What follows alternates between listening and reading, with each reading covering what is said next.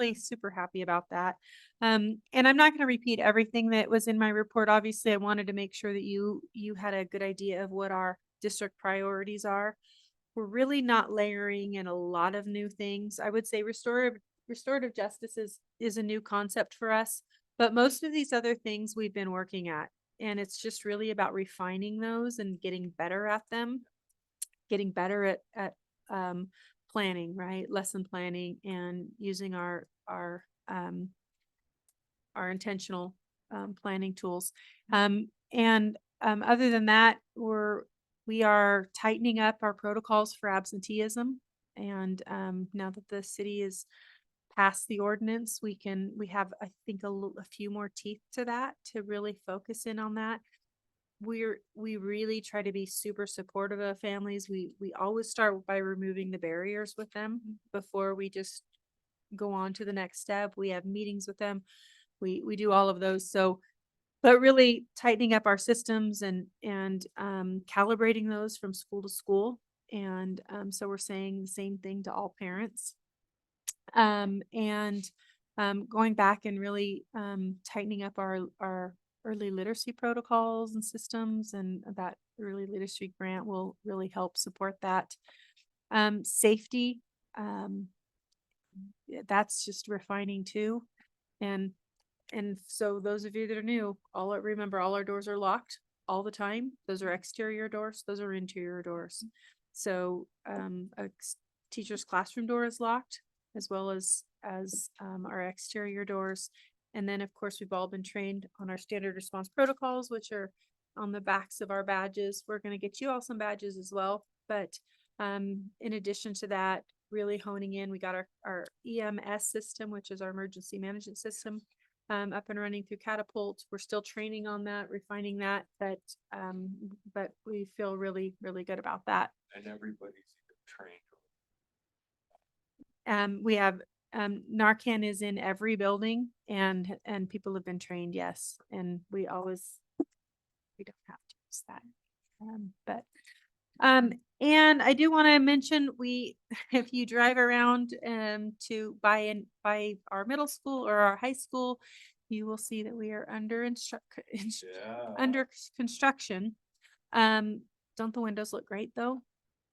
Like the MAPES,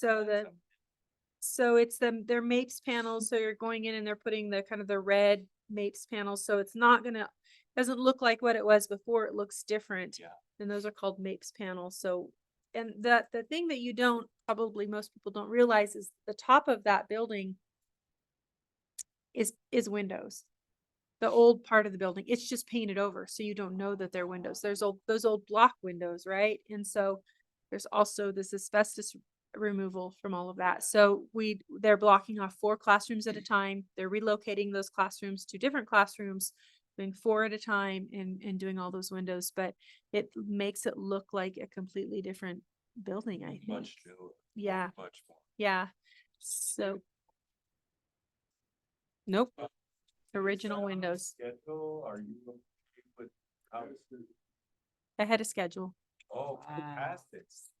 So now the 6th grade building is also we are in the process of that. We are still ahead of schedule on that. There's something new every day. So remember, we're doing 3 projects. Yeah. We're doing windows replacement. We're doing building the 6th grade building. And in the middle of all that, we're doing a seismic rehabilitation. We have a seismic rehabilitation grant. So we're going in and we're doing work to secure what's the other word for the walls, reinforce the walls in the gym at the high school. And that'll be over a year's time too, as we go through that. So a lot going on, and we're rolling with the punches. Bob's not allowed to come to my office on Monday mornings anymore, though. Yes, he just has bad news. Not bad news. You did catch me Friday. You're only allowed 1 per day. So, any questions for me? Okay, that's all I have. We don't have any public comments. No. Oh, we have Annabelle still, to do her. I don't have. Oh, you don't. Here, I'm gonna give you Have to mine. go. I'm gonna give you mine to go off of. So we have Annabelle to The do English learner her program. English learners. Okay. Yep, you can have it.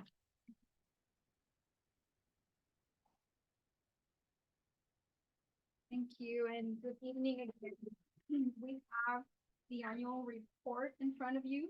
And the ODE reporting always is a year old, so what you have is the 21-22 report. Thank you. The 21-22 report, we're not gonna go through it page by page, but we're gonna highlight just a few things.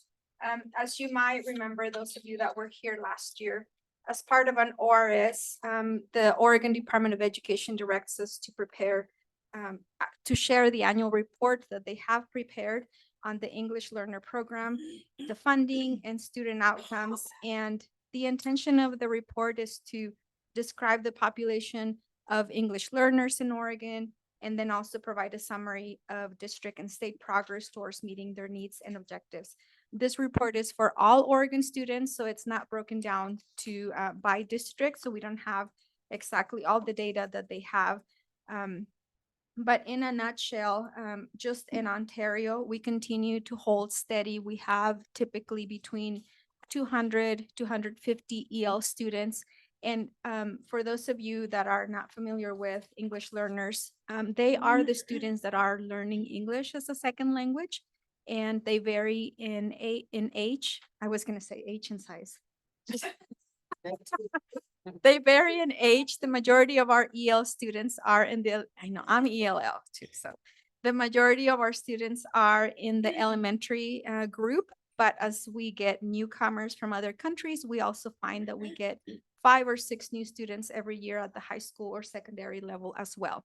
But the majority in elementary, we have for 22-23 that just wrapped up, we had 235 students in that group.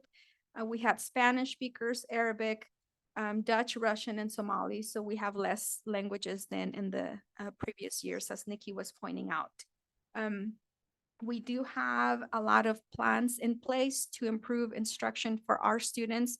Our district is really dedicated to planning, lesson planning with intentionality so that we can reach all students, and that's big bulk of this work. We also have a tag, I don't know if she's a coordinator. Yes, coordinator. That we hired last school year, and that was an attempt for us to identify more students in our underrepresented groups, and she's done a phenomenal job. She was even able to identify, I believe, some newcomers even that were just off the charts. They just need that language acquisition process to take place, but other than that, they were there. And so we've done a lot of things to reach our goals. Like I said, this is an overall plan for a report for Oregon, so it just illustrates where we are as a state. We continue to have in Oregon, about 10% of the students are in this group, and then Oregon continues to strive to work on those identification pieces of tag and to make sure that we're reaching all students, and to make sure that when we're identifying for special education, that we're not just basing it on language deficits, but rather looking at the whole child and following our processes. So are there any questions about this? This is just a brief summary of the Oregon report as a whole.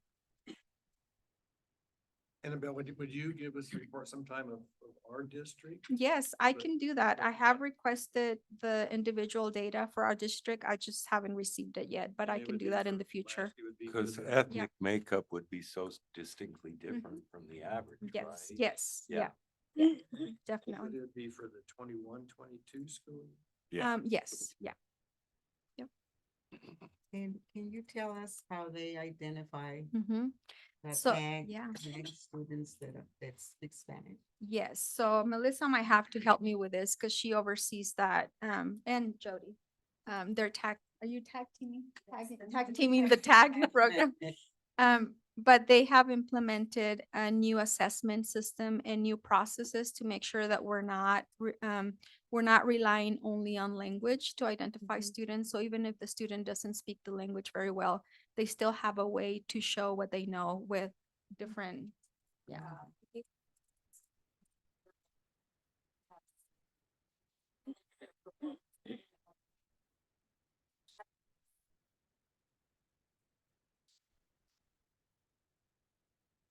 their previous history individually. The staff to help them recognize the characteristics of the student, even beyond a test score or a retention test. Our teachers who really were excited about trying to identify.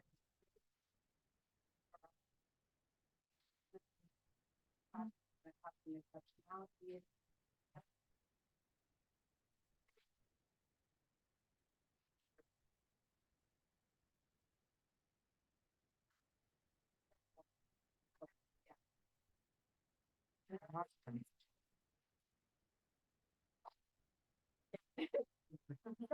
That's Val Reynolds. Oh, yeah. Yep, that's, yeah. Very close to retirement, but so excited about this top end because really did it. She was an instructional coach, so very good at sharing things with the teaching staff. And a former teacher, so she really understands the ins and outs. Yeah, Thank you. Great right. questions. Yes. thank you. So do we go to business now? Yes. And so now we need to elect the board chair. So at this time, I would like to hear nominations from anybody I'll nominate Mr. Upmore for the board chair. for board chair. I'll second that.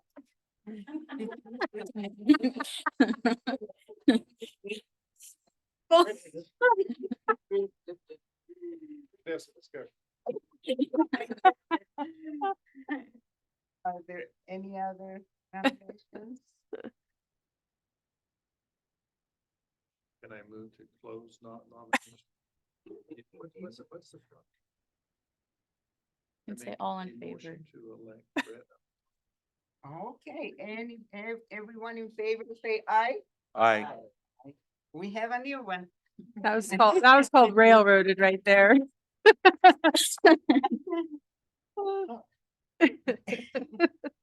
And now it's elections for the vice chair.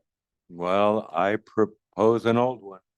I propose Blanca Rodriguez, Miss Rodriguez for vice chair. Do we have a second? I'll second that. Everybody in favor, say aye. Aye. We have an old one. Yeah. Not full frontal.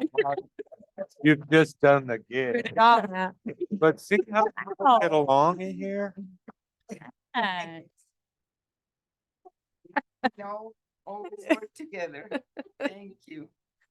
And on all of the following, help me, Nikki, Yeah. because some of these are, Yeah, so I think probably you would want to go ahead and do the first reading. My recommendation is to go ahead and do the first reading of policy GCBDF.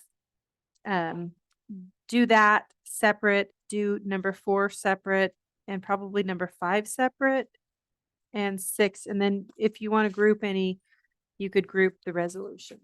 so number 3, 4, and 5 separate. So you're gonna do probably 1 through 3, 4, 5, and 6 separate. And then if you would prefer to group, the resolutions are things that we do yearly. And Yeah. I can talk about those when you get to it. I if think you'd we prefer. would group those. Up to you. Can we talk about number 3? We need to vote on the approval of the first reading of policy GCBDF. GDBDF. The paid family medical leave Yes. insurance. I need a motion to approve So The do policy. we need to the read? policy. So, we can give you an explanation. Eric, do you want to talk about the policy really quickly? There's 2 of these that kind of go together, so Yes. you actually want to talk about both of them. The MOU and policy? So just a little history. So over the past several, I don't know how many decades, but in Oregon, we've had two leave acts. One's a federal act and one's a state act. So one is the the Family Medical and Leave Act. And the other one is the Oregon Family Leave Act. And what those acts are for certain qualifying events, an individual can take leave from work. Those two provisions allowed you to use any accrued leave that you had to cover your absence. And if you didn't have or you exhausted all your leave, it just became protected leave at that time. And so most individuals at that time would go on unpaid leave until they could return to work, and they were guaranteed being returned to their position that they had before they left. In 2019, the Oregon legislative session, they passed a bill, 2005, Senate Bill 2005, that created a Family Medical and Leave Act, Paid Family Medical and Leave Act. And what that does is that it allows paid leave now for paid family medical leave and for certain qualifying events. And some of those are maternity leave, paternity leave, caring for someone who has a serious health condition, caring for addressing your own serious health condition. And a new category is safe leave, which deals with domestic violence, stalking, harassment kind of situations. And so instead of an individual using their own accrued leave, this provides paid leave to them, depending on a medical provider's recommendation of as to how much leave. It could be a week, and it could be up to 12 weeks of leave. And so this was an unfounded mandate. And so the way they are, funding this provision is through a payroll tax. And so once this bill passed, BOLI, Bureau of Labor and Industry, went to work on creating temporary rules for this act. And in creating those rules, there's a lot of things that employers can do, some permissible activities. And so that thrusted the district into interim bargaining with the classified group and the licensed group, as far as how we're going to, roll this provision out. And so that's the next item that you'll see is our tentative agreement that we have with the classified group, and decisions that we made that were allowable under BOLI temporary rules on how we're going to address this provision with our employees. This act isn't unique to school districts. It's for any employer in the state of Oregon with 25 or more employees. So you'll see McDonald's and DMB Supply and some of the dispensaries, depending on how many employees they have. So this is for all of Oregon, not just school districts. And so it'll be covered by a payroll tax that will be 1% of an employee's earnings. One of the provisions in the BOLI temporary rules is that districts can choose to, or employers can choose to pick up the full cost. But if not, then the employer would be responsible for 40% of that 1%, and the employee 60% of that 1%. And so this was passed in 2019. And because of COVID and because of the state, this will be managed by the State Employment Office in Salem. They reported back to the legislative session that they weren't ready. They weren't prepared for this. And so Governor Brown kind of kicked this down the road with the legislators in trying to prepare for this. And the time has come. So beginning September 3rd, benefits will become available. And so as a district, we've been planning, since right before schools left out, we started meeting with the classified group. We've since met with the licensed group, and probably next month you'll see a similar MOU that will be presented. This policy here is just, so going back part of this Paid Family Medical Leave Act, one of the rules is that we could go with the state plan, the state administered plan, which is referred to as Paid Leave Oregon. Or you could go with a third-party insurer. Or you could, if you're self-insured, you could come up with your own plan. And there's a lot of talk around the state of whether the state employment office was going to be ready for something like this and what the communication would look like. And I guess the interaction between the state and different employers. And so American Fidelity, who is our supplemental insurance provider that we're familiar with, we have a relationship with them for many years now. The state approved them as a third-party insurer. And so they met with Nikki and I and Devin and kind of presented what that would look like, the platform that they're going to be using to help our employees through this process. And we felt a little, I guess we were feeling more comfortable with going with that plan and what our employees could be expecting as we approach this. So anyways, this policy is a policy that can be adopted for those that are using a third-party insurer.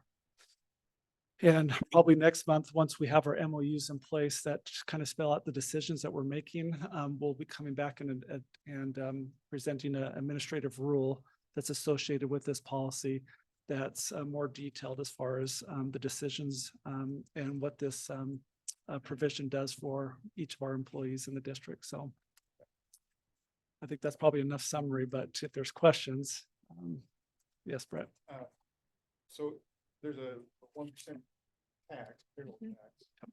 And it goes to the state or it goes to American Fidelity? It goes to American Fidelity. And so while an individual is out on leave, whether it's 2 days, 2 months, 2 weeks, or the full 12 weeks, they would receive a paycheck directly from American Fidelity while they're out on that leave. And then once they return, then the school district is responsible to pick back up with those paychecks. Devin provides, is it monthly reports, census reports? I forget how often we're doing that, but American Fidelity in their platform, the district will be able to see how much the employee is getting paid by American Fidelity. And for some of our lower earners in our district, they'd be compensated 100% of their wages. For other and majority of the employees in the district, it won't be at 100%. And so you'll see as part of this MOU tonight, the next item is that we're allowing employees to utilize their accrued leave to make up that gap, to make them 100% if they choose. Some employees may choose not to. They may choose to hold on to that leave. So when they come back from that leave, they have other leave available. And some that have maybe saved up some leave over the years, they'll utilize that to fill that gap and be made whole at 100% during that leave. Any other questions? As you can tell, I mean, well, the district, I mean, we have mixed feelings about this, right? That we want we want employees on the ground, but we also know there's some things that come up in life. Maternity leave, obviously we want mothers bonding and fathers bonding with their children. I think that's really important. Serious health conditions, safe leave, all good things. We're just a little nervous about, if what kind of bind we're going to be put in. Staffing, be able to meet the needs of students when we have individuals out. So the whole state of Oregon's facing this, and so we'll learn a lot this first year. And as we approach successor bargaining, we'll apply what we've learned this first year, and then we'll be putting some language into our collective bargaining agreement as this is a mandatory subject of bargaining. So this means for individuals working with students that if the you keep their position for them and temps come in. Subs, yeah. Subs for.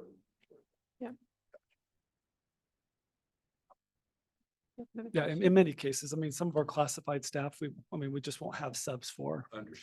And so the classified association is very keenly aware that the potential workload it may put on on their colleagues when they're out. And so they have an interest in having folks come back as soon as they can. But it's really out of the district's hands. It really is dependent upon the provider. The health provider is to determine when they come back. And, you know, with going with a third party, obviously employers weren't allowed to be the administrator of this insurance. And so it's not the district that decides if someone has a qualifying event. It's American Fidelity. Right. So So. We used to have sick leave bank here. Still do. still do. How does that interact with? It seems to be the same thing. Yeah, so a sick leave bank is once a person has exhausted their leave, and if they have an event that carries them beyond any accumulated leave, that they can access this bank. Here, American Fidelity, or sorry, with this paid family medical leave, it will cover most leaves. Where the bank might come into play is when someone has gone that needs to go beyond that 12 weeks and still can't return according to their medical provider. You know, some of those more serious cases of, you know, cancer, severe accidents, things like that, that they would still be able to It's not access that. somewhere Leaves lost.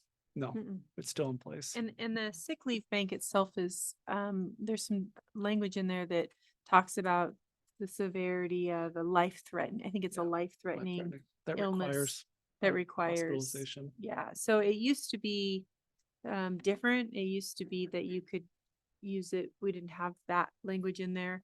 We kept exhausting that bank. So that language changed, but that hasn't gone anywhere. And then also, in order to participate in that bank, you still have to contribute that day upon your hiring date and Yep. so on and so forth.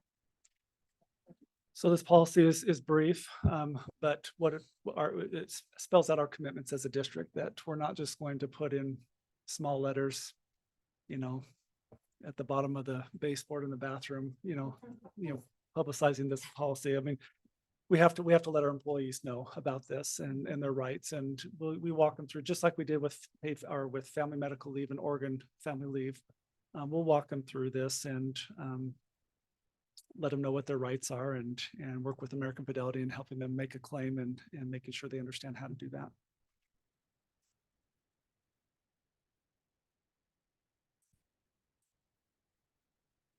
Okay. So I will need a motion to approve the first reading of this policy.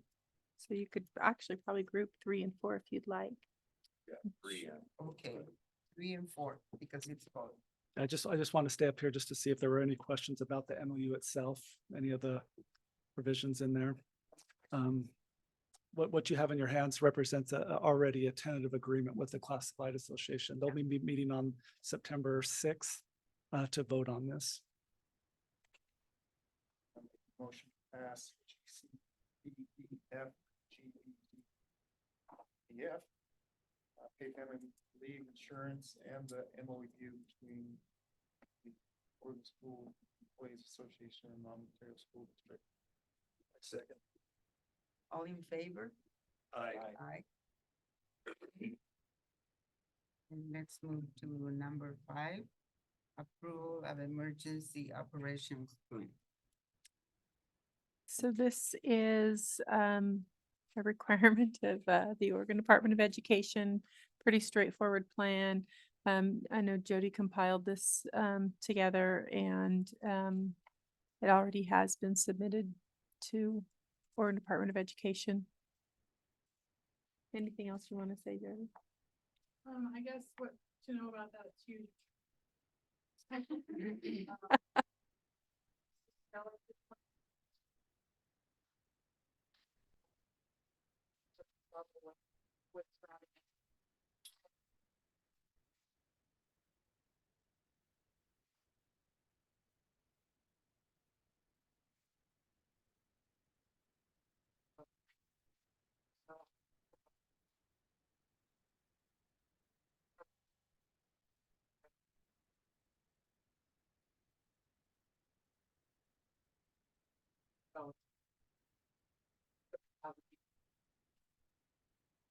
Jody, did you use this plan when you had to evacuate the high school? Was this, No. would this apply? Everybody has to do it. We can do that. No, actually, the district level plan is what you would use to evacuate buildings. So, and I can say we do that even more efficiently now. Happening at the moment. Yeah, Yeah. and that's via the EMS system that I discussed, that'll be laid out through Catapult and relocation and that. So we need a motion to approve that emergency operation plan. I'll make a motion that we approve the emergency operations plan. I'll second it. All in favor, say aye. I, And then number 6, do we need that by itself also? Yep, Annabelle, do you want to talk about the field trip? Oh, it's the Oh, yes. field trip. September 20th. Yes. So this year, a group all of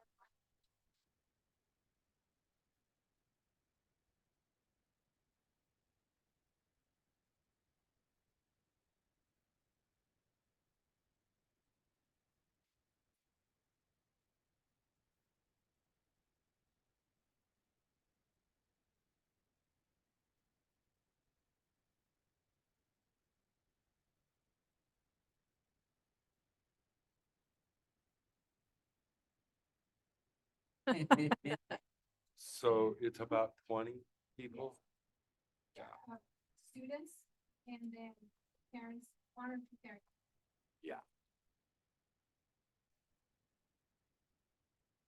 I will need a motion to approve. then. I will make a motion to approve the migrant education program. family Student trip request for the. second. All in favor, say aye. I, They're gone. Have fun. Good, have fun. Yes. And so now we're gonna group all the other resolutions, Nikki. Yes, if you prefer, these are yearly resolutions. We call them kind of housekeeping items. It's where we designate, for example, the chief administrative officer of the school district.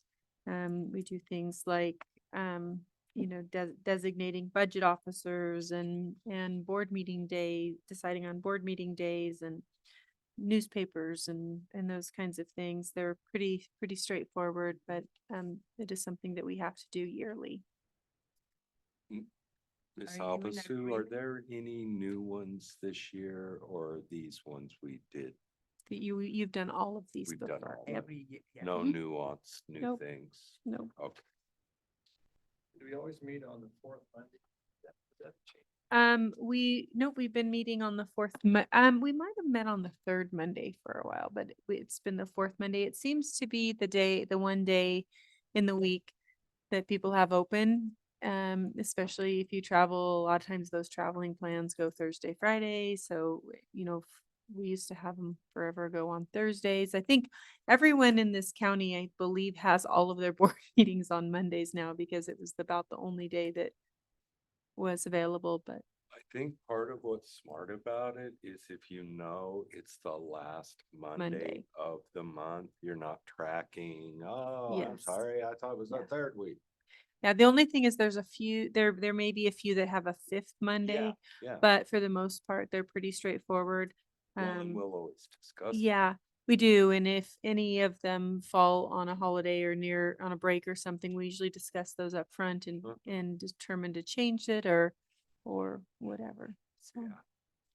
Do any of you have any questions about some of this or? No, I just wouldn't want some of these responsibilities. I have none.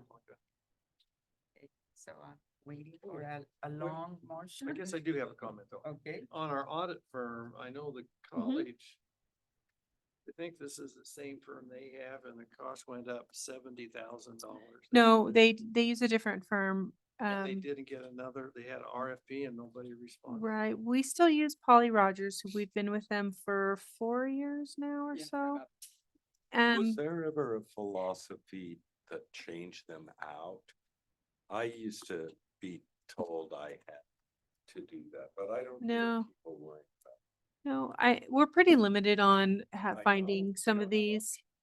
Our only, complaint or criticism was that last year, the auditing firm, sort of had the perfect storm of COVID, shortage in employees, those kinds of things. And as a result, they didn't get our audit done on time. Us and a lot of other school districts, How late? in the state. Months and months, 5 months Yeah. late. And of course, we have a deadline for that, and then we don't receive funding from the state until then. And we had sent emails and we'd called people and talked to them. And finally, we had the preliminary done, and that was good enough for the state, and they finally released our funds. However, that's a lot of interest that we could have been earning. So, so I think that, hope that it hadn't happened before that. So we're hoping it was a one and done, and, we can be back on track. I don't know. Have they Devin. communicated staff? They're prepared to meet deadlines, and I talked to them quite a bit about this year's audit. We have it scheduled already for the second week in September, and I am pushing very hard to get it done early this year. Yeah. Hopefully they'll put us at the top of the list this year. So, yeah, but that's been really our only criticism of them.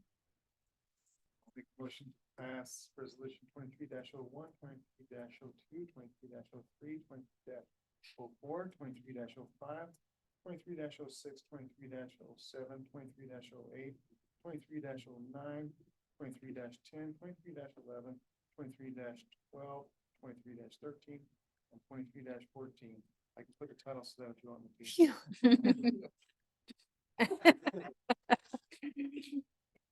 I second. All in favor, say aye. And our meeting is completed. All right. You seen a motion to adjourn? Yes. we You have a ready. motion? Do we need? Yeah. All in favor, I'm assuming. Aye. Thank you all so much. It was awesome. Thank Great you for meeting. your patience.